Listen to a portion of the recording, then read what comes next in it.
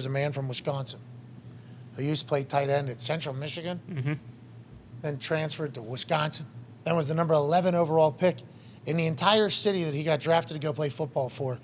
Booed. We don't want this thing.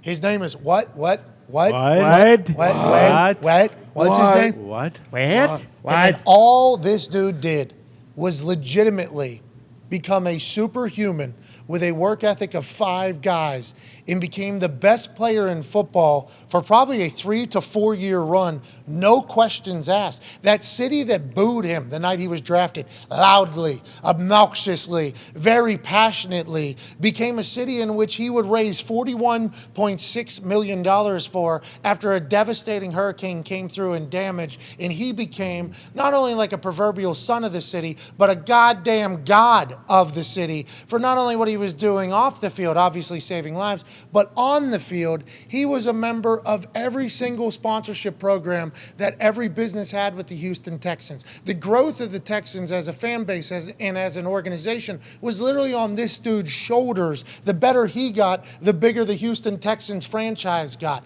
The better he got at football was the better the Houston Texans franchise got. Numerous playoff appearances, AFC South championships that didn't happen in the past. He was drafted to get to Peyton Manning. He did that, and he got to everybody else. Ladies and gentlemen, it has been an honor to be a part of the career that has been J.J. Watt's, both as somebody that got to stand on the other sideline and watch him scoop and score a fumble that somehow he was around and got, and then in the next drive, line up at fucking fullback, skirt out to the out, shake somebody, score a touchdown, and then when the game was on the line, somehow go sideways underneath somebody, strip sack to fucking win it. The guy was all over the place, and every time he made a play, the entire city of Houston would go bananas.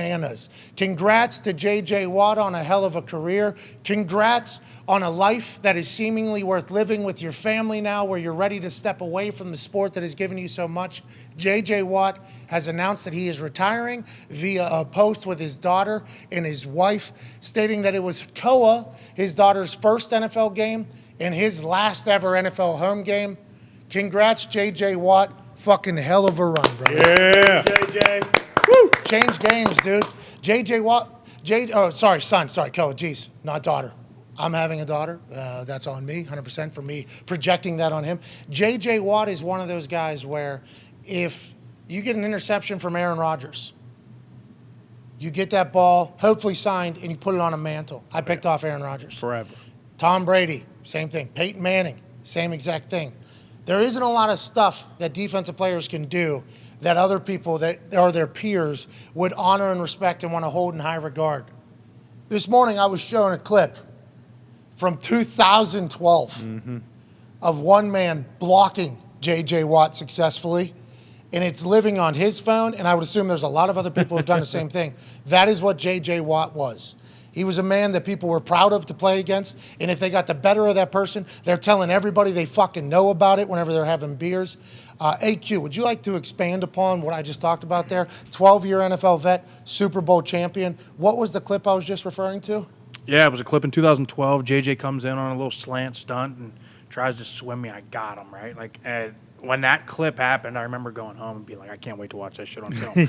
This dude was the dude. He was an absolute game wrecker for a 4 or 5 year span, and obviously he's still fucking doing it, right? He's had a 4 week stretch where he's still dominant, right? So his career's been incredible, but he was the game wrecker of all game wreckers for a long time, and we got to see him twice a year for a couple years when I was here, and you used to go in and game plan against him, and hey, how are we going to set up our run game to attack him? How are we going to set up our pass protections to attack him, to chip him, to get help, to do all these things? And to watch what he's been able to do, and especially in that 4 year span, he was unblockable. And as you said, when I saved that clip has been on my phone since 2012. It has gone through 9 different phones. Every drunk time I fucking lost it, I made sure the cloud had it, right? And, it's one of those things where you block them and you get that and you save it, and I can look back on that and be like, hey, having some beers, the J.J. Watt pops up. Just the name itself now is its own entity, basically. Comes up in conversation. It was like, best player of all time. That's AQ. We all agree. This guy, we all agree. The guy? Look at this. Check it out. 2012. I got his ass. He's not the only one doing that. No. And that's what J.J. Watt is. That's respect people have. Obviously, 12 iconic seasons, number 11 pick, 2-time NFL sacks leader, 3-time Defensive Player of the Year, 5-time Pro Bowler, 7-time All-Pro, 111.5 career sacks, and once again, $41.6 million helped raise after Hurricane Harvey hit Houston. I mean, you're talking about just fucking did it. I think there was a time there where they put the full machine behind him. Yes. Oh, yeah. You know, he was everywhere. J.J. yeah. Watt, J.J. Watt, Zach J.J. Watt, Brown J.J. Watt, J.J. Watt, concerts. J.J. Watt, yeah, spearing people, but I think he was an actual fan of Zach Brown. Yeah. Friend of Zach Brown. I'm not even talking about that. I'm talking about whenever they were putting him in everything. I don't think that was something he necessarily enjoyed either. Like, I think he is literally just like football player, Yeah. guy, hard worker, enjoy it. But his work ethic, who he is, what he became, is an incredible story, and he has incredible personality. So I think everybody wanted to like see it everywhere. I think he would have been completely fine if nobody had a clue who the fuck he was either, which makes me respect him even more.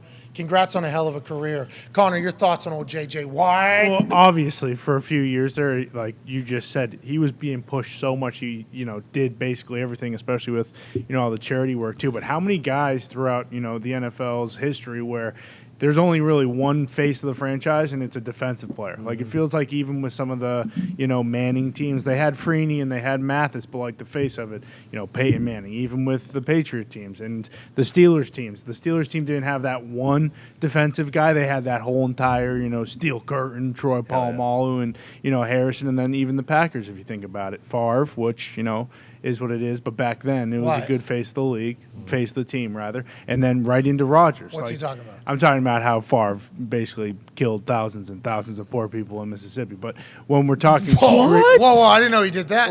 I'm sure there was a lot of starvation going on. Oh, okay. You're talking, okay. Yes, with his You're- actions. With the repercussions Allegedly. of but He hates Boxing Day. hates Boxing Day. Yeah, Yeah, they don't well, celebrate. He said it. we should flip it, actually. He's a big fan of giving empty boxes and then seeing how the poor people, their hearts just sink when they open it and Yeah. there's nothing in there. Gotcha. Get back to work. Allegedly. Yeah, Right. allegedly. Yeah, it's all alleged. Yeah, Alleged. but back to J.J. Watt. Really, he was, one of the only, especially while, he was playing and the face of the Texans.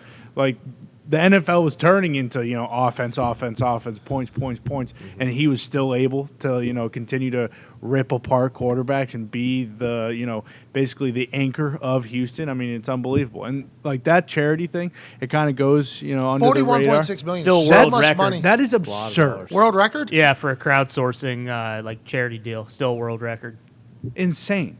No, he didn't have to do it. No, No. I think he set the goal at 200,000. That's like how much they and it hit it. provided like They did 26 million Yeah. meals. Yeah. They did. Got that done. Got it. Way to go. Yeah.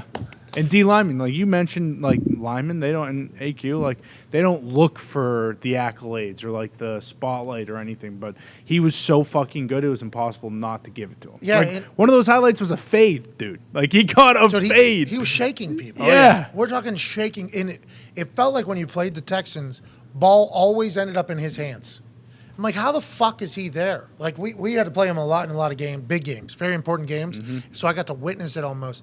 But there's like numerous times watching live where me and Vinny are like, why is that guy how is he 15 yards down the field and just got an interception? Yeah. Why would he even be there? It was like, the guy was just a magnet for the play. Just a magnet for the play. Everywhere a play needed to be made, J.J. Watt was going to make it. Helmet, no helmet, broken nose, Right. whatever you need. I'm going to hop in a Wisconsin frozen lake in the offseason so I can work harder. The J.J. Watt experience on the football field is coming to an end soon. Hard Knocks should have something on this, we would assume, this evening on HBO or tomorrow night on HBO. But look at his catch, dude. Gets both feet done. Give me that. D-line. Bang. Pow. Boom. Knee down. Derwin James yesterday. Now, this is what I'm talking about. We saw a lot of him. This is the Colts. Yep. Somehow scores this. Yeah. He had to be down, didn't he? Had to be down. Then they run a review. He was not. He was not down. Fourth quarter right there. Need it. Yeah. Then he does. That was when the Dougie was at. He went and did that up on the bench, actually. He ran to the sideline, hopped on the bench, did that. I think he scored an offensive touchdown in that game as well. Yeah, that's what I'm saying. It was fucking banana land playing against J.J. Watt whenever he was fucking the J.J. Watt. And obviously he goes to Arizona and hopes to bring them a championship. And I'm not sure if one player or 20 players will be enough to do that with the way that building's currently being run. But congratulations on a hell of a run, JJ. Yeah, JJ. That's fucking crazy. He did it via that tweet, though. Yeah. Isn't it? I wonder the timing, like why he didn't just wait till the end, or like I don't know. He had a hell of a game though, so why not? I know they didn't win, but that dude was all over the place. His last few games, he's been dominant. And we talked about this a little bit ago. If he knew he was going to retire, and the way he talked about his child in the messages we've kind of sent back and forth since him finding out that I'm, going to have a child and everything like that. The messages that he sent about how he felt whenever he saw everything like that. It seems like he is ready and excited to be fucking, Full time. dad. You know what I mean? Like very excited to live his life. But if you're going to go out, you'd like people to remember, hey, game wrecker. Yeah, still got Let's it. remember game wrecker. And also not just fans, coaches to remember, week 10 comes around 2 years from now. Yeah. And there's a run, there's a thought like, you remember JJ his last couple games? Oh yeah, still had he's been rested now for a little bit, still got it. And I'm not saying he's doing that business wise to hedge on it, but it is nice to go off into the sunset with others thinking you still got it and you still thinking you still got it, because I'm not saying that he ever questioned it, but what he's been doing he did this 3 times. Same move, 2 different dudes, same result every time. Tackle for loss. This guy's doing this fucking 12 years in. He's still doing this thing. It's nice to remember, I assume. It's kind of a shame because I saw it happen last year when there was like 2 games left and Ben said, hey, this is pretty much my last thing. And then he got the send off at home. It's a shame that JJ doesn't get like a send off in Houston, because that would have been just as special, I think, like as Ben's last game in Hines was last year. Yeah, I wonder if you think he'll have to. They'll put a statue of him up there in Houston. Yeah, he'll go back, get Ring of Honor, Bloody number, face. retired, everything. Yeah. You think he'll punch himself in the nose? Right before? No, the statue should have bloody face. Oh, okay. yeah. Like it's like instead of water Yeah. pouring out, they should just have Blood. died blood or real blood the entire time. Hell yeah. Oh, like a fountain? Yeah, That'd be Is it going to be him dancing, you think? Or is it going to be him doing the squat? What do you think it's going to be? good question. flexing, maybe. Yeah, that. Maybe they'll recreate the frozen lake. The salute. Oh, him sitting in there? Yeah. Yeah. Dude, I've seen him. He did the salute, It's right? big now. People love infrared saunas and cold tubs now. Dude, he fucking touchdown. Okay, touchdown. Woo! Doing the whole thing. Here's the bench. Runs back. This is the bench right here. Jumps up on the fucking bench, metal bench on cleats, to the crowd like this. The whole place was just going. He was literally a maestro for the whole fucking city at times. Houston, if he was to go back there, obviously he never wanted to leave. It would go crazy. I don't know how they're going to be able to get a team good enough to,